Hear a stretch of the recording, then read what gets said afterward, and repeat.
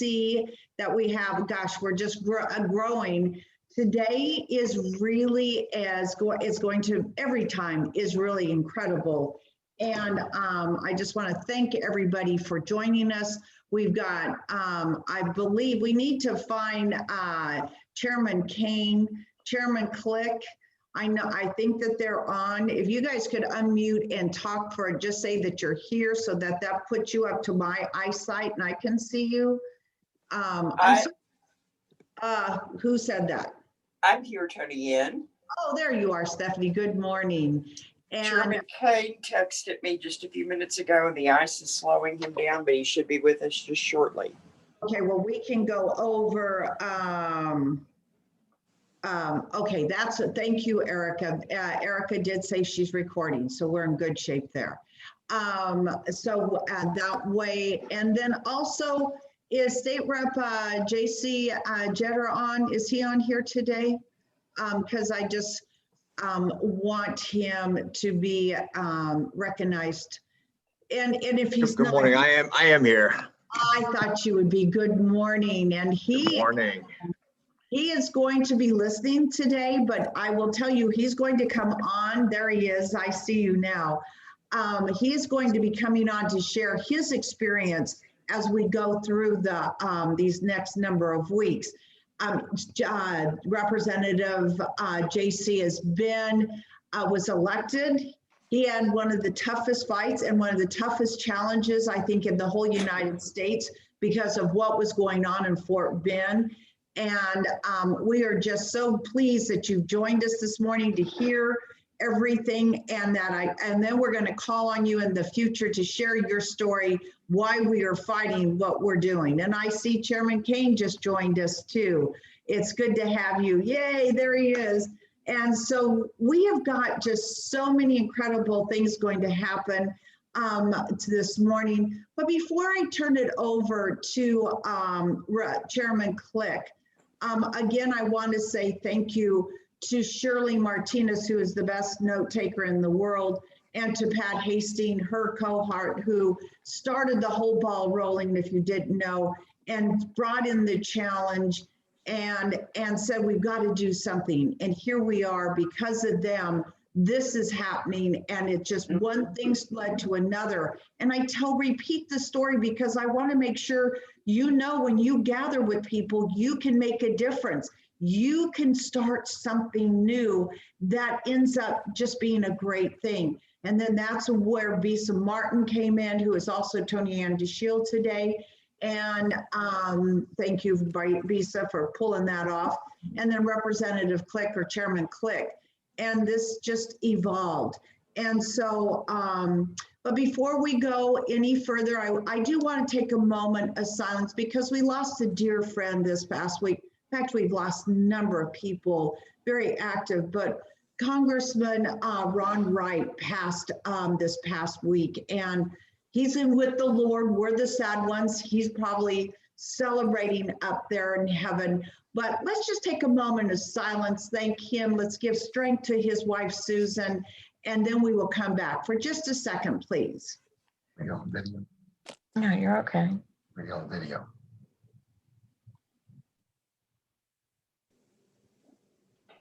Okay, thank you, everybody. Now, Chairman Click, I'm going to turn it over to you and let you go forward and share, give us an update on what's going on in the House. People need to know there are things really happening in there. Maybe they don't see it up front, but behind the scenes. Tell us again, explain to us again about the emergency items.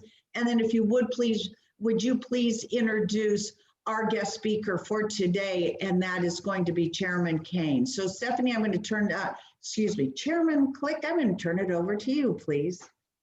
Good morning, everybody. Well, we have been quite busy in the office at the Capitol.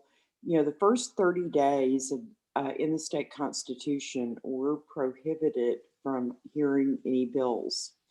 Day 30 through 61, we can begin hearing emergency items, and the governor has put election integrity as an emergency item. You will probably start seeing bills referred to committee next week. Committees have been announced, they're organizing.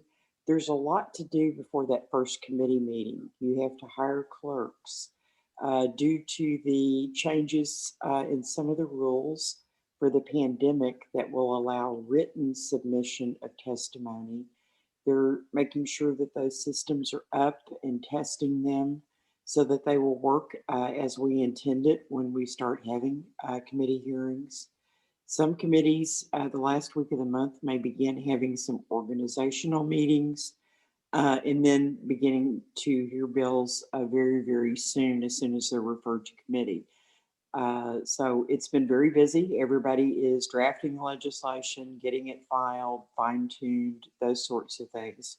So even though you may not see, if you're going to Texas Legislature online and watching proceedings, they seem really short and that we're not doing anything, but most of the action is happening in our offices as we prepare and file legislation and get ready for committees to begin. This morning, we were fortunate to have Chairman Briscoe Cain, who will be the chairman of the Elections Committee this session, and he's joining us today. And he and I both served on the Elections Committee last session, and I know that he is ready and raring to go to get some great election integrity bills passed this session. Representative Cain?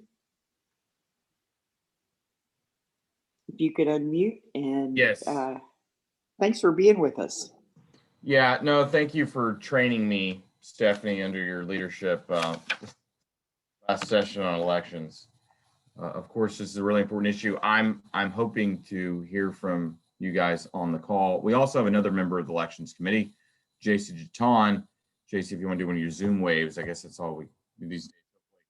At some point, all the people can hear from you. But right now is the time we're beginning to create what will likely be moving through the election.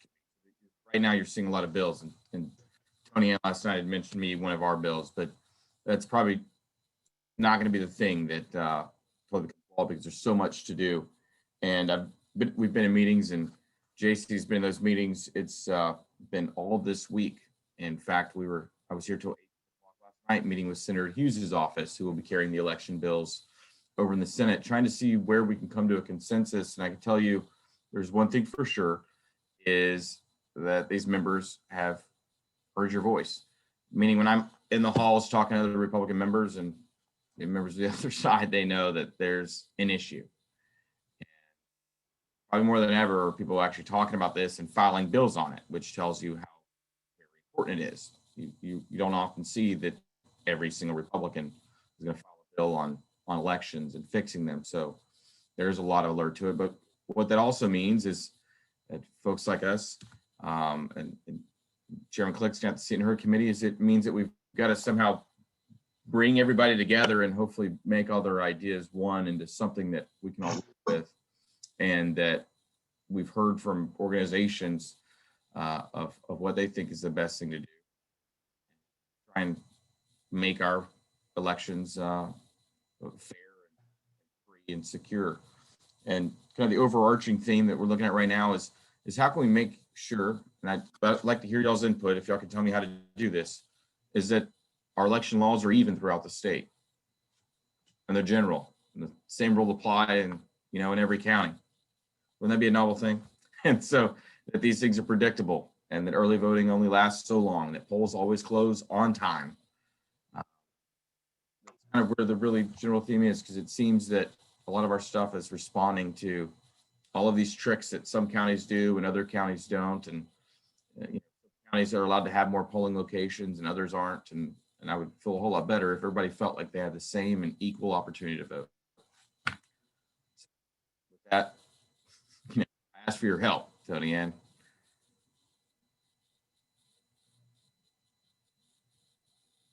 Yes, yeah, I know, I was muted. Well, Chairman, so when you're looking at laying out, what I'm hearing you say is that you want input is what you want.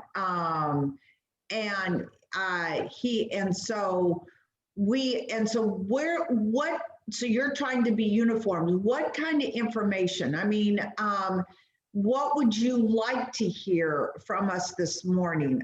We have some, do I have Karen Paramarshall, are you on there? Because you are you're in charge of reading our questions. And so if you can read a question and maybe he can answer that for us. So if you guys have a question or an idea, Karen, you're going to be in charge of giving that to the chairman, and then we can have a dialogue. He might not be able to answer it right now, but at least he knows you're interested and this is a direction. So Karen, I'm turning it over to you. Yes, ma'am. Thank you. The first question that one of the participants asks says there's been issues with what the SOS is telling EAs at the county level versus what is actually stated in the statutes.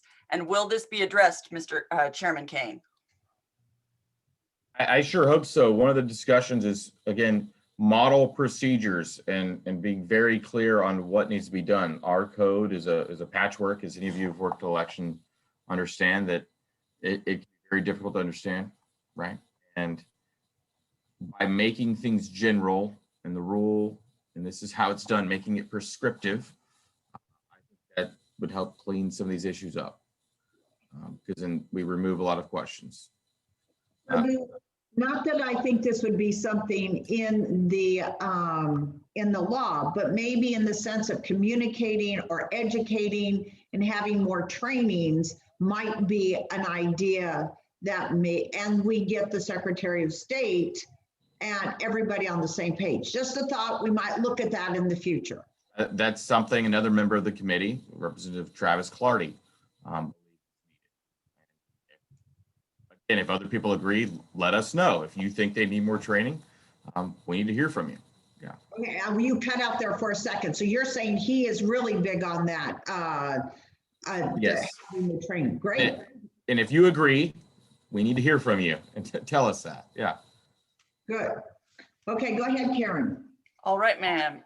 The next question is, someone says, although Texas did not use Dominion or Smartmatic, what we are using as the same ability to have votes switched. Can you look into the machines that we are currently using, sir? That is, there are a lot of people interested in ensuring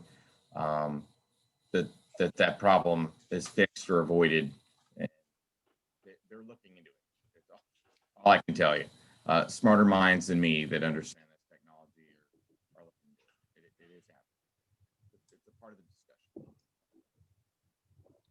So we're having, Chairman, we're having tad bit, you're going in and out for some reason. I'm not sure why. Maybe this morning, because it's so cold outside, everybody, I'm just telling you, this ice stuff, that's why I traveled 10 minutes away from my house so that I'd make sure that I would be on time and I wouldn't lose my connection.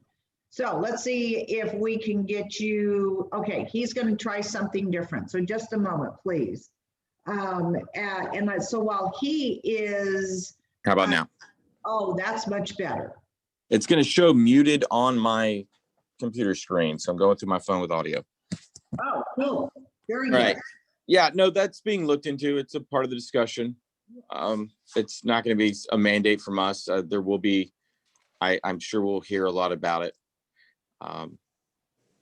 Again, we've kind of been assigning issues like that. And so when the machine issue was brought up, I've pointed at another member and said, please help us look into it. And so I know they're looking into it though.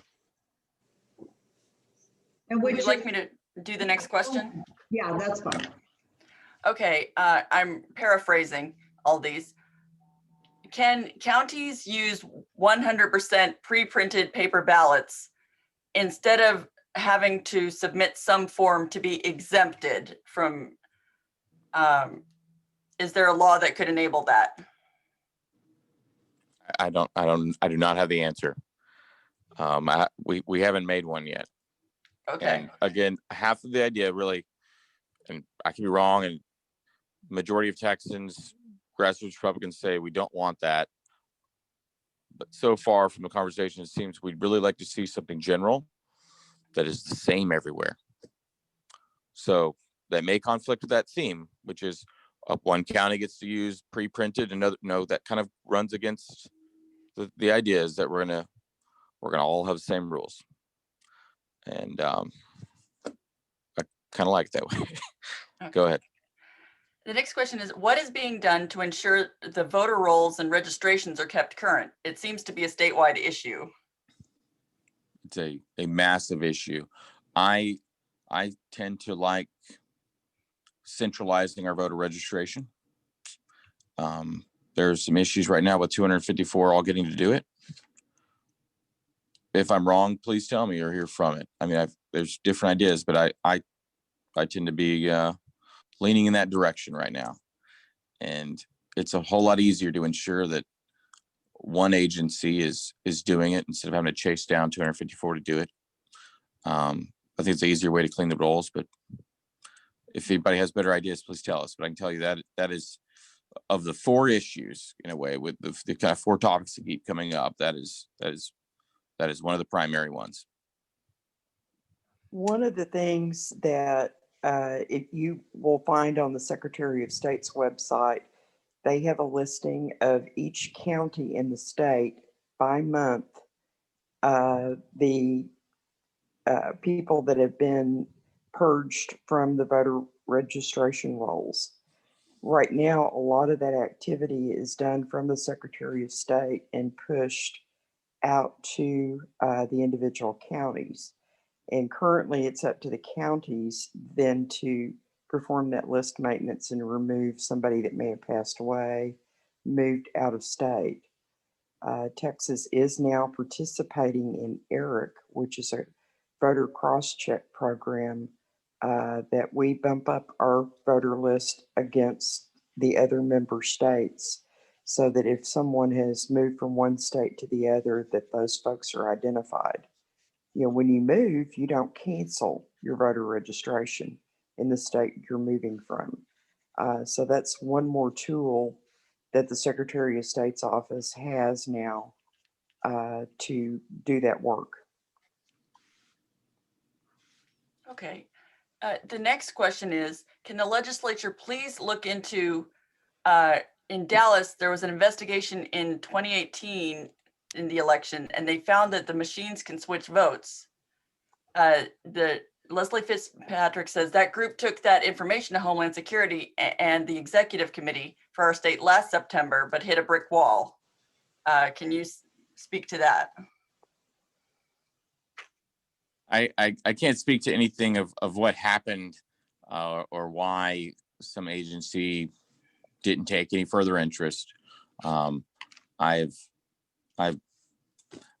heard from them, and I've sat through presentations on it, and I just hope that the authorities get to the bottom of it. And all I can do is ask that it be looked into. That's kind of that's where we're at. We are not a committee of law enforcement on this side, and so we kind of have to wait for the process to run on that issue. But I will tell you, I am open to hearing from those involved, and I actually probably will be hearing from them again. I heard from them 2 years ago, and I've heard from them in the middle of the year. But I hope that the investigative arm, the law enforcement arm, gets to the bottom of it.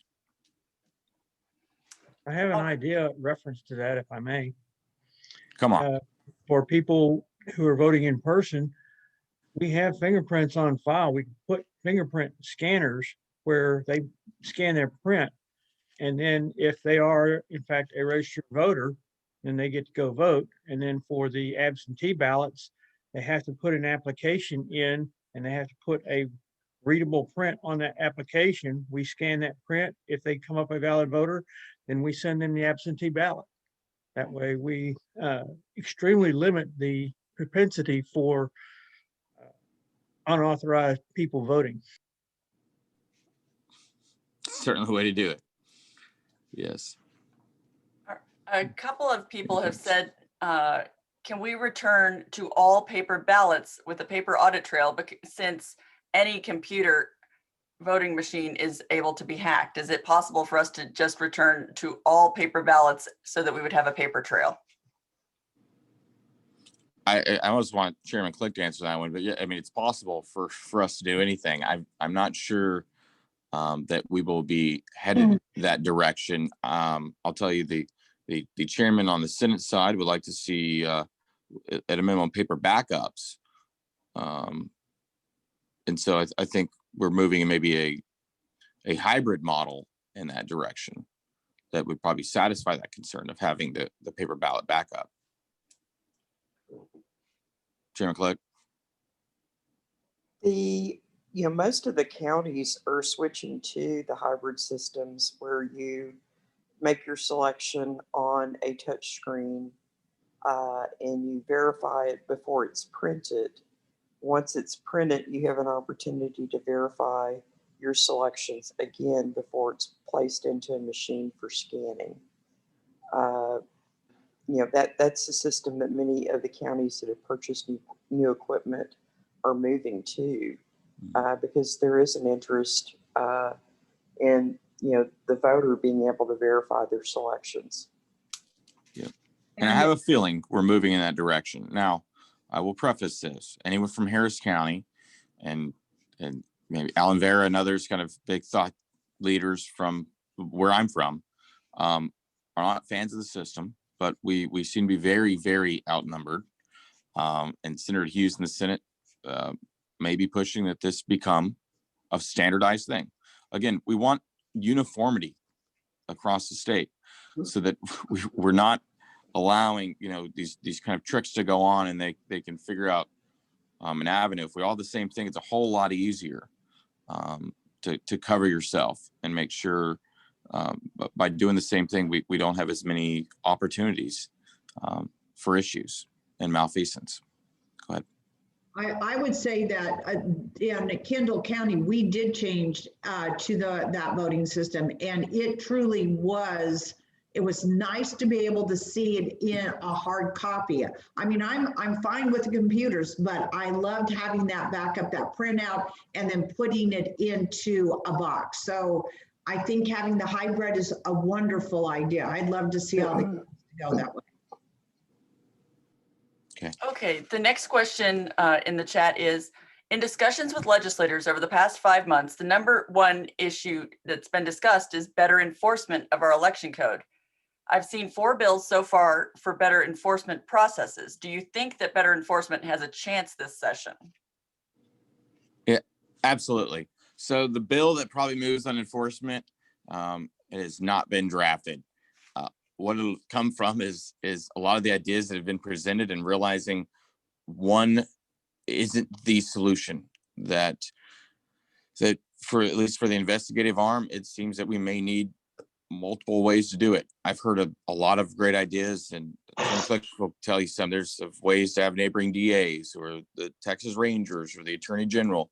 And I'll tell you, my caution and concern is to allow it to be one person or one group. For example, I'd love to see more people at the Attorney General's office and their election integrity unit. Right now they have one, but they're in a fight for their lives over their budget.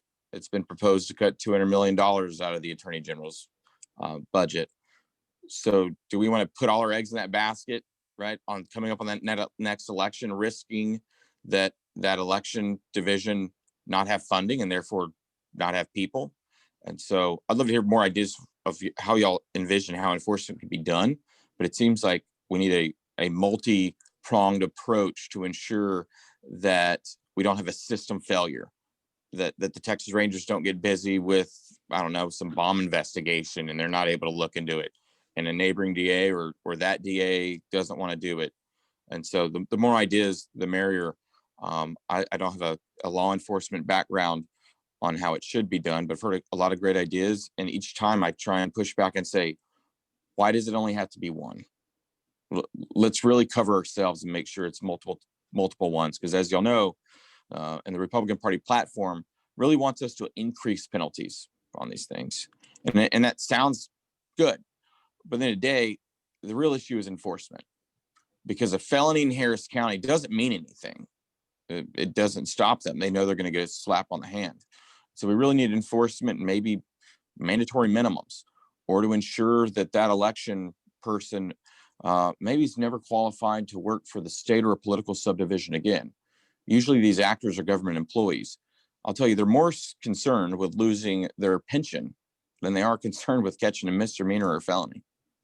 But y'all tell me. It's a great idea. Good. Okay, there was another question about, can training be mandated throughout the state, especially if the use of mail-in ballots continues to increase? It seems to be that there's a lot of gray areas, was asked by I Barbara. believe training will be mandated throughout the state. Okay. There is consensus on that. What kind of training? I'm unsure. I would like for the legislature to give more of those ideas to the Secretary of State, because it will be a training the Secretary of State will promulgate. If you have ideas of what you think people need to learn there, tell us, so that we don't send a bill to the governor's desk that just says, in 3 hours, an election law and procedure. If there are specific things that you guys think need to be in there, we need to hear from you. So that's a great, I'm glad you said that, because that's part of our whole call and our homework during the week is to do follow-up. So my question, when you say hear from you, do you want that to go to you? Would you like that to go, I'll go to you, to Representative, who did you just say that was the, Travis, right? That is. Yeah, send them all to Travis Clardy.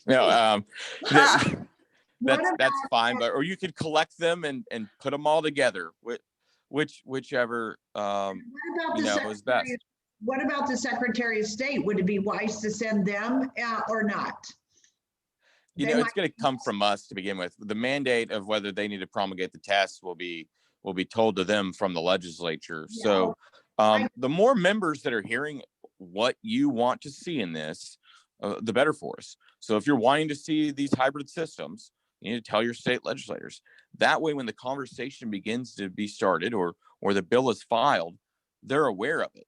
And so when Stephanie Click and I, or Jason Jaton, we're saying, hey, this is the type of technology we think needs to be used, it won't be foreign to those members. Many of them, they don't get into the minutia of that. They're not going to be aware of it because not every county does it, but they might start to, become familiar with it. So it's not a scary thing. We don't like new here. And as y'all know, there's a reason we kind of really slow down our process, and we only meet every other year for 140 days. And so the more they hear from you as well of what you'd like to see, because I've got another letter coming out today, and so they won't be reading it until next week, that actually asks for every member's input.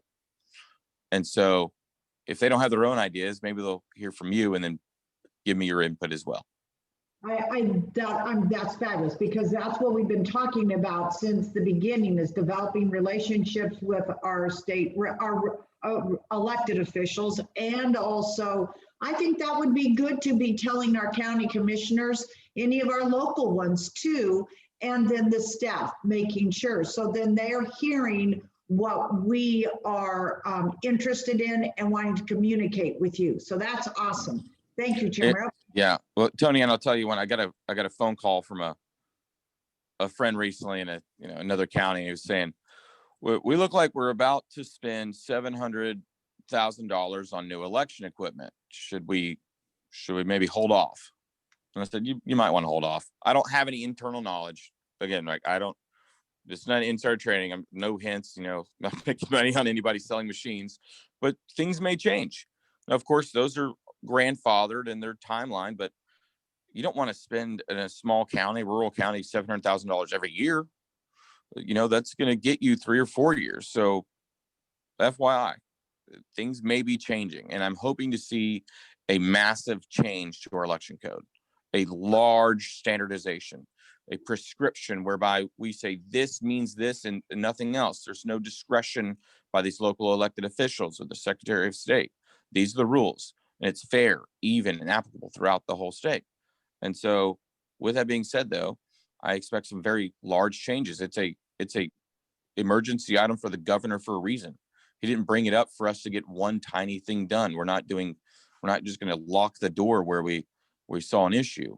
We want an entire overhaul. And I think the people deserve that, a modernizing of our system, to bring it up to date so we stop having all the problems we currently are, so that people have trust in the system again, so that they have faith in the outcome of their elections, and maybe respect for the laws that are adopted by those they elect.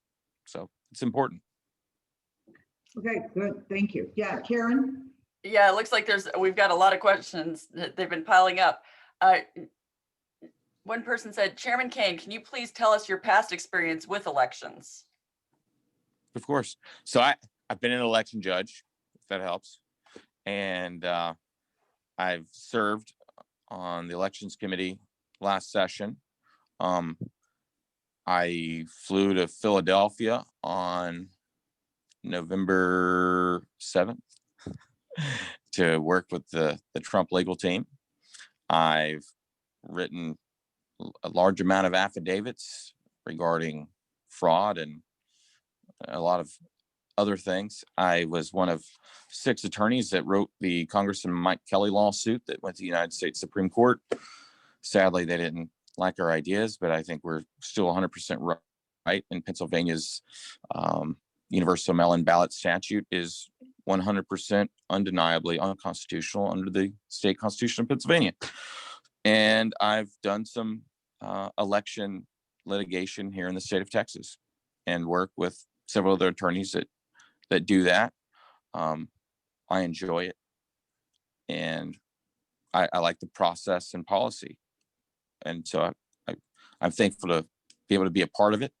But in order to do it, because this is such a big state and there's so many areas, we really need to hear from people that have experienced it. My experience as an election judge and the things I've seen are going to be different from what you may have seen. And in order to make sure that we are not going to come back another session and another session, constantly trying to play as Representative Schofield, who may one day get on here as well and talk to you guys, he's also on elections committee, is playing whack-a-mole and trying to constantly stop everything we're seeing. That instead we need to just completely re-envision it and be forward thinking and just get out ahead of it and modernize our system. And that's at least how I envision it. And if the majority of you guys are, maybe tell me I'm wrong and want to re-envision it, but I hope we can all come together and realize we need to get out ahead of it. I'm tired of Democrats always being in front of us. That's all. Thank you. Yeah, go ahead, Karen. Okay, Victoria asks, there are many duplicate bill proposals with different authors. Is this normal? That's very normal. Do you Yeah. think this, and the next question is, do you think the Secretary of State position should be an elected position as opposed to an appointment by the governor? I don't have an opinion on it. There are some states that do that. I know, I believe Georgia's one, but South Carolina, right? They do it. But I don't have an opinion. Okay. It would require a constitutional amendment for sure.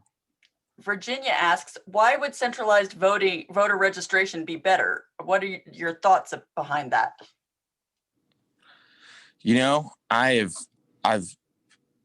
I'd say I believe and think it may be, but we've also asked for people to go and look into it and make sure it is, whether it's feasible, financially possible, and would it be better? We must always ask ourselves, if we change such a system, would it be more difficult, or would it complicate things, or would it become worse, right? And so we are asking ourselves that, and it's being looked into. But it seems to be kind of a common thought from some of those that are a whole lot smarter than me, and looking into this and realizing it can be really, really tough. As a father of 5, yes, I know.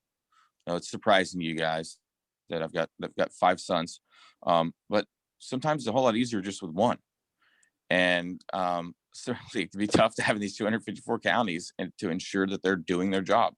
We can only tell them so many times that they're obligated to clean the rolls, and we can mandamus them and a judge can order them, but we can't go and sit in their computer system and do it for them. And so with this being such an important thing, and hearing from you guys, that's at least one of my ideas. maybe there's another way to do it. And we'd love to know how. Okay, the next question is from Jane. She says, can you address the county's voter websites? Because over 60 counties are using smartvoter.org, which takes the voter to the League of Women Voters. I had no idea. That is terrible. Stop it. I'm with you. I'm writing that down right now. Okay, from Jody. Could the state make training videos showing the wrong ways and the right ways to run an election at a poll? She said she's worked at many and seen people do things that she did not learn in the manuals. She says visuals would be very helpful and written directions on the processes in poll locations. Is that possible? I think that is a great idea. As I've said, training's going to be coming out. Here's an idea. I need y'all all to email some of us, especially Travis Clardy, Representative Clardy, because he's got that great training idea, and let him know some of it should be by video. I'm being serious. I mean, that is a no-brainer. But look, as you may have been aware, I don't know, but you might be aware that sometimes common sense isn't all that often in the legislature. And it's the common sense things that kind of make sense to me. I don't see why it can't be like a normal classroom where visuals or video training on what the best procedure is. Sounds good. Okay, and Kathleen says, why not require the counties to report their updating of voter rolls periodically and require them to report it to the state rather than having the state take full control? It's a good question. We require local government to do a lot of things, and they just don't do it. There's not a lot we can do about it. I mean, you have to go to court. That's a great question. And I think that's going to be one of the things weighed on as an alternative of whether we can, again, herd cats and try and make this happen. So one of the things that might, because it is a good question, but what we can be doing is working on that, trying to set up something if you're in a small county and start cleaning it up until there would be a change. And so I'm not sure exactly how that's going to work, but that might be something we'll look into to give some ideas for people to work with their local elected official, or if it's an elections administration or whomever. So that's exactly what we need, Tony Ann. We need to hear your ideas. And so there's a lot of questions coming through, Karen, that you're reading. That's awesome. Send them over. Like, be thinking about it. Recognize, like, legislature sincerely wants to hear your different ideas, because it's those different ideas that we come together and realize we missed something or there's a way to improve it. And just sometimes asking yourself if comparing it to an alternative really helps us arrive at the best thing. Again, if we don't get this part right, we're going to be back in 2 years, but I'd like to get it right. And the best way to do that is to hear from people with experience. So please send them in. And the next question is from Bonnie. She said the Western District Court of Appeals refused to let the cleanup go back before 2019. Is that still true? I do not have the answer to that question. Okay. Heidi says, I was not required to provide proof of my identity when I registered to vote in Bastrop County. If I had requested a mail-in ballot, how would I be certified as a legal voter? You wouldn't. I don't know.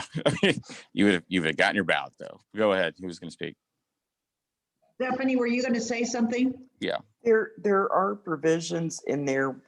I mean, when people go in person to vote, that they verify their ID as well. We have voter ID in Texas. Some states don't, but we do. One of the most strong voter ID laws in the country. Yeah. But the question, I believe, was when she registered to vote, she wasn't asked for ID or something, and then a hypothetical of what would happen if you ordered a ballot. Is that correct? Right. She says when she registered, she wasn't required to provide her ID. So then if she were to request a mail-in ballot, how would they have ever seen her ID? Oh. Usually when you're registered to vote, you're asked to provide your driver's license number and some of your 4 digits of your social. Yeah. Let's be clear. They should cross-check you, and that should be looked into. And now you can see why there's a problem with hoping that 254 different election administrators do it right. There are a lot of things that can happen by looking at it. I mean, there are systems on signature verification. Some states on an e-poll book, if some of you are familiar with that, when you sign that e-poll book, that election administrator or the election judge, the precinct person there, actually automatically then looks at it. That's one on file immediately. They're actually doing a signature comparison right there in lifetime. Some do that. Let me explain. That doesn't actually mean anything. They could just ignore it. They get to say they signed off on it or that they're approving it. So there's discretion there. There's really no ensuring that actually was that signature. Does that make sense?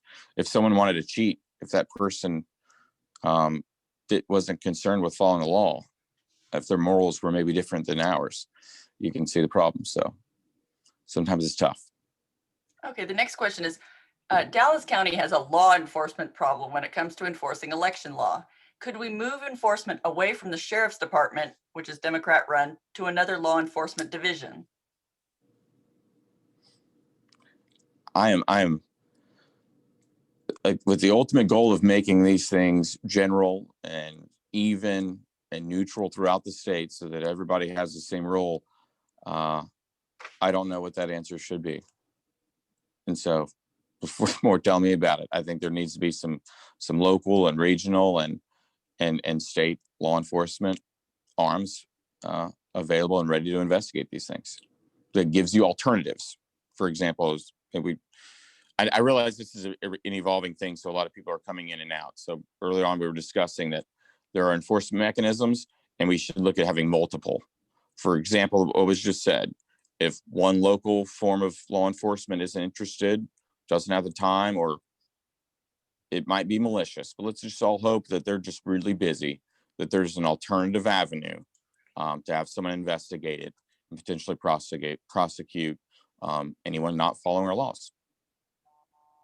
Okay. Someone asked, kind of a suggestion, could there be a notarized form for a voter to notify that they moved out of the state?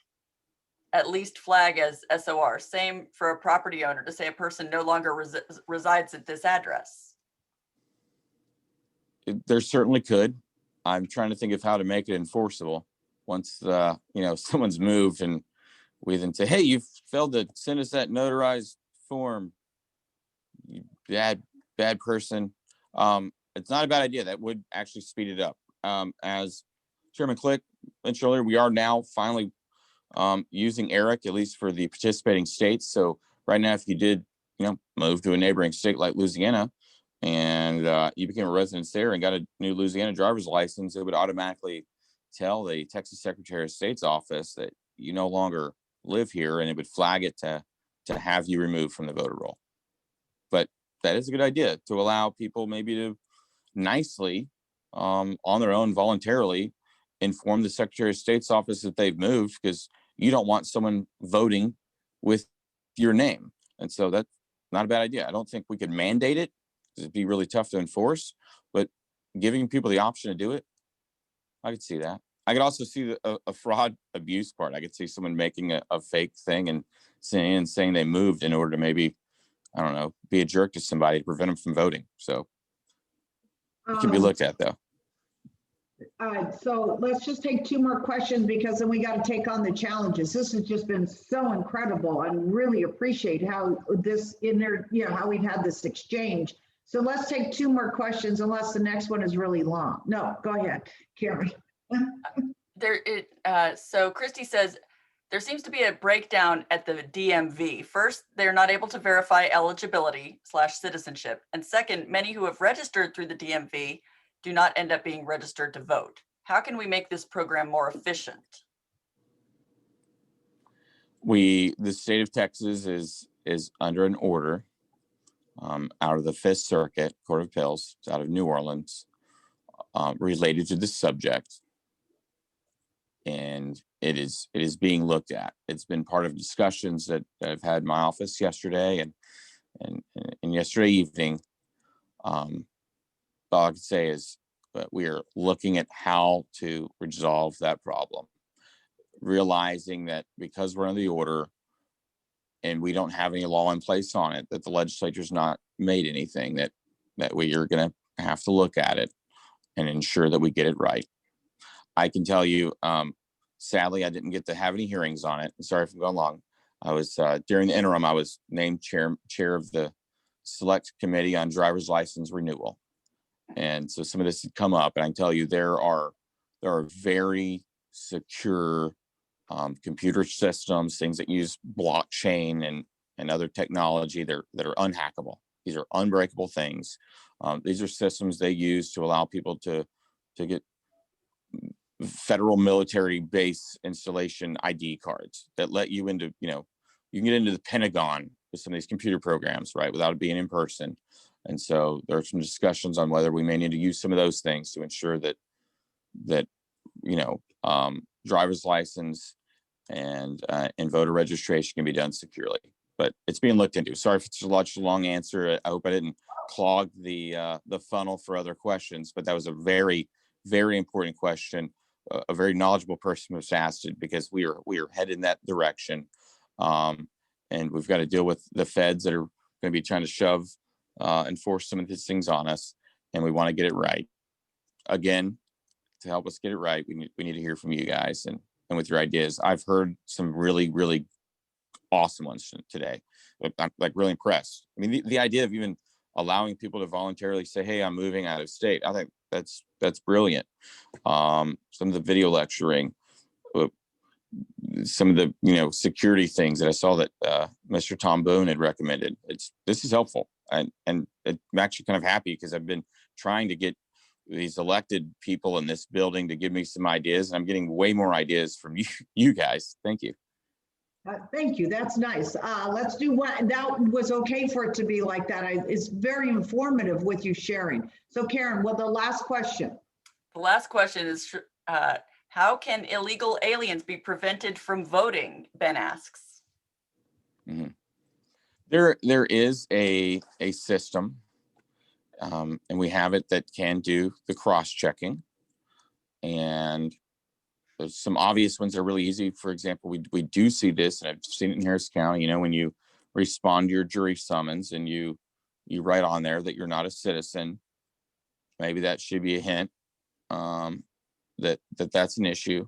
But I think this really, again, goes back to where we are with 254 different people being in charge of who's on that voter list. So you can see why I might be leaning towards having a state agency with a connection to the Department of Public Safety, who does have an accurate database, being able to look at it. Because right now, you're not going to see the DPS connect to the county clerk. It's going to be through the Secretary of State. And so I think one of the ways to ensure that is going to be at the state level. Well, gosh, I know there's so many more. Karen, thank you for reading those. You've done an excellent job again.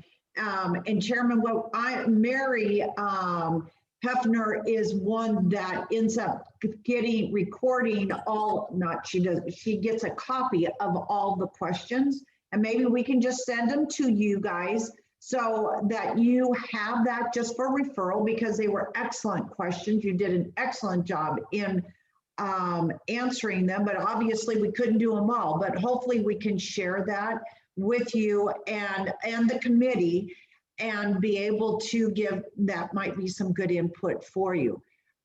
Wow, incredible time what you have done. And we can't thank you enough. Now, one thing so what I'm going to do is turn it over to the other Tony Andeshiel, who happens to be Bisa Martin, and who saved me this morning. Bisa, you had a great idea and even made it happen just while we were on this hour call. So can you share what you've just done, please? So as Chairman Kane was talking about, it would be helpful for them if we put together all of the emails and ideas. So if y'all have more emails, so we have an email address now that you can send your information to, if you don't send it to Travis Clardy about training. So the email address is going to be Texas Elections with an S, Texas Elections Reform @gmail.com. So you can send that in. can you type that into the chat so that everybody can see that? And, oh, there, so Mary already did it. Mary, you are Great. awesome. Great. Take that down, and of course, Shirley will have that on her minutes, and that will be going out for everybody to review also. And so that's great. So that puts it all together in one spot. And those ideas are important, and we will make sure we share them. You know, there's no guarantee everything's going to get done. Where would the email go? That's a good question, Debbie. That's going to go be, our committee will track that. We'll figure out how we're going to get that, track it. So we'll be receiving it, and then we will share that with the elected officials, especially Chairman Kane in his new role, if it's all related to the election integrity, which that's what we're working to strive for. So that's a great idea, especially because he does want to hear from us. So we only have a couple more minutes. Again, I want to ask you, have you been doing your homework? Have you been making yourself familiar with the TLO, where that's the platform where you're tagging words so that you're aware of what's going on? As we see that, you know, there's a lot of activity, and I know they'll start to have the committee meetings at sometime in the very near future, and hopefully that'll be in a couple weeks, and then we can start watching those also. What I'm going to ask you for your homework this week, I mean, we had a number of items that were brought up here: voter rolls, how are we going to clean that up, enforcement, training. I mean, send those training ideas to that new email address, because that is so important. I think we need to have that.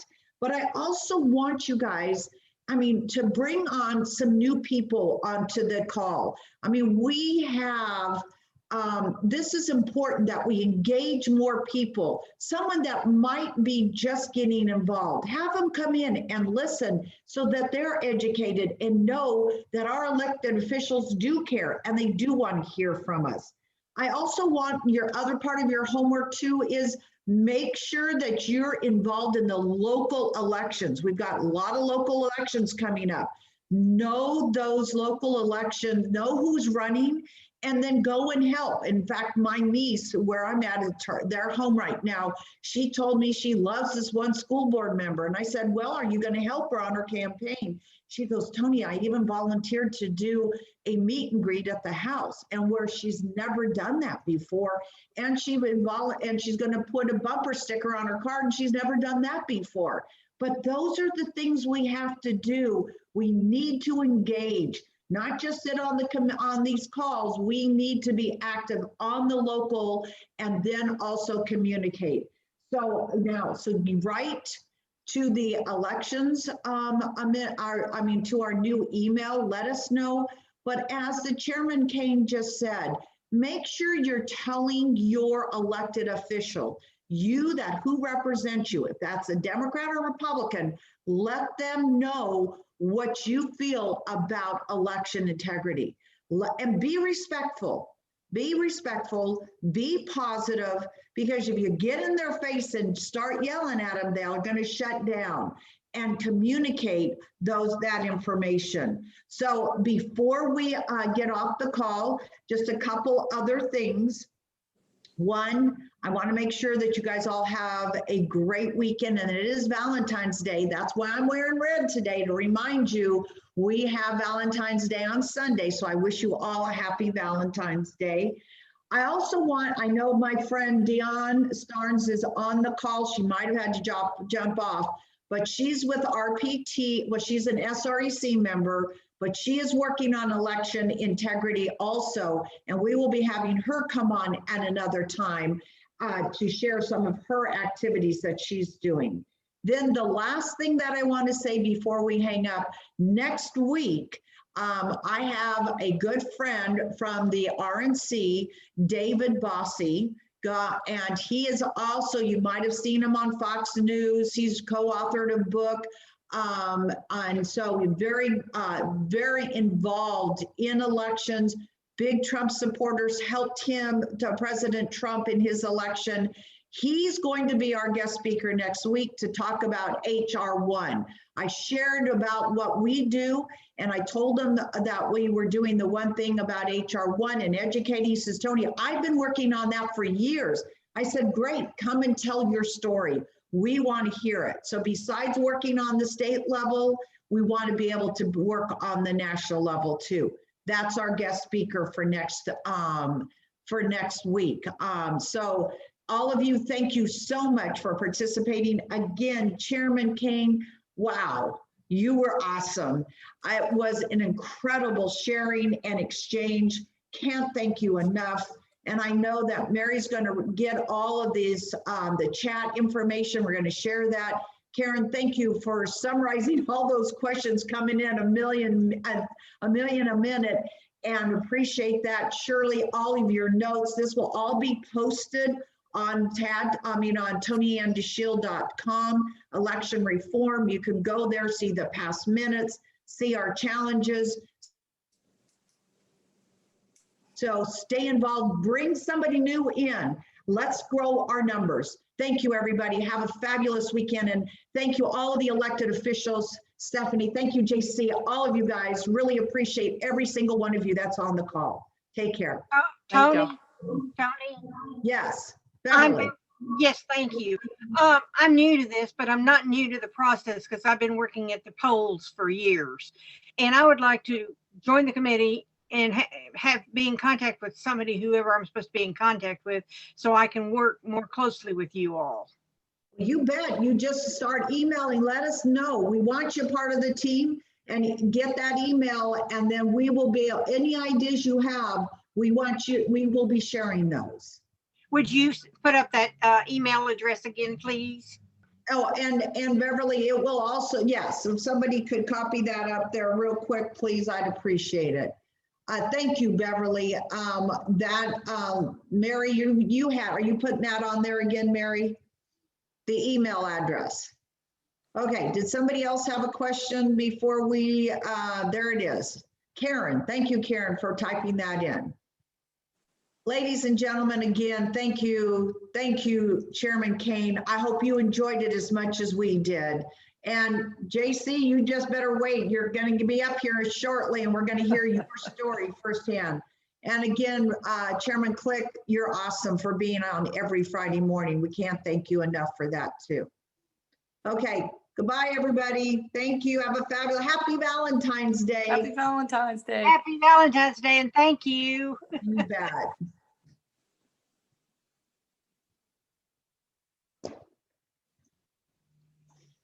Oh, I forgot.